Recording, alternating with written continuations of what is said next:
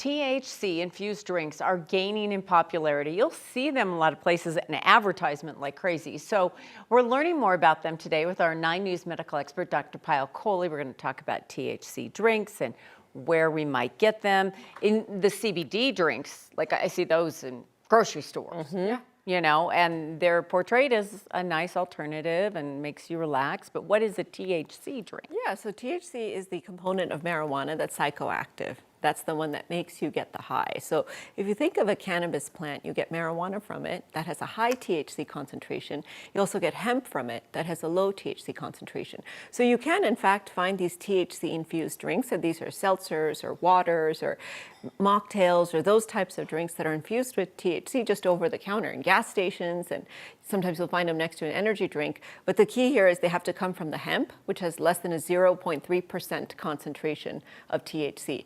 If they come from marijuana, then you'll only find them in like a dispensary. So I have a lot of friends that swear by these, and you know, I'm sure you're going to tell me different, but they say that it's helping them get off their glass of wine, if that makes sense. It helps them relax at the end of the day, especially if they have little ones, and helps them sleep. Is this a good idea to replace alcohol with something else? What would you say? I would say yes and no at the same time. So yes, it is a good idea to get you off of alcohol, but eventually you want to get off the THC drink as well, because we do not have long-term data. So let's talk about the advantages of THC drinks over alcohol. So first advantage, that it doesn't have a hangover effect. So you drink it, you don't have the dehydration, you don't have the headache, you don't have all of those things that you get the very next day with alcohol. Second, it doesn't affect your liver because it's not quite processed in the same way. And third, you can actually microdose with the THC drinks by taking smaller doses as opposed to alcohol. And finally, a lot less calories, usually in these drinks, than we have in the alcoholic drinks that can come with the sugar. But the downside here is that people have unpredictable responses to THC, very different from alcohol, where we can tell how most people will respond. So the dose response is unpredictable. It takes a lot longer than alcohol to kick in. So it takes about 10 to 30 minutes. So people are used to seeing the effect within a few minutes with alcohol, and you might end up overdosing if you're using a THC drink instead to get that same kind of buzz. You keep drinking it, and then it doesn't kick in for much later. And then it hits you. That's dangerous. Okay. Yeah. Yeah. But when you talk about this, I know you're not a fan of alcohol, and we've seen all these studies now. Stay away from alcohol. You really want to stick to no alcohol at all. If you were to do this, then you do a very small amount and just try it. And it doesn't have the effect like be the opposite. Like some people, Benadryl helps them fall asleep. Benadryl for me wakes me up. So it does have that effect in some people. And so this is the problem. So it binds to these receptors in our brain called the cannabinoid receptors, and they're involved in memory and perception and mood. So in the short term, for most people, what you'll feel is relaxed, euphoric, like you just took... Euphoric? You just did... What's the milligrams for euphoria? Yeah, what is that? So you feel happy, right, for most people. But some people will have a paradoxical reaction, just like with Benadryl.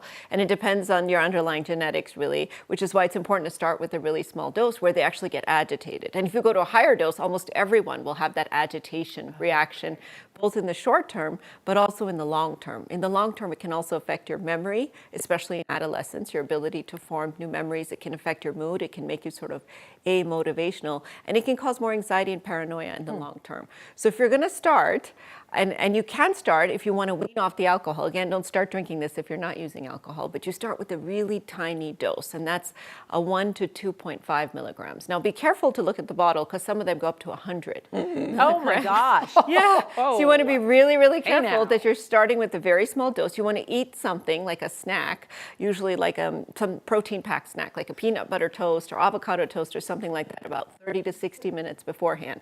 Because if you're too full, it's bad. If you're too empty stomach, it's not good for you either.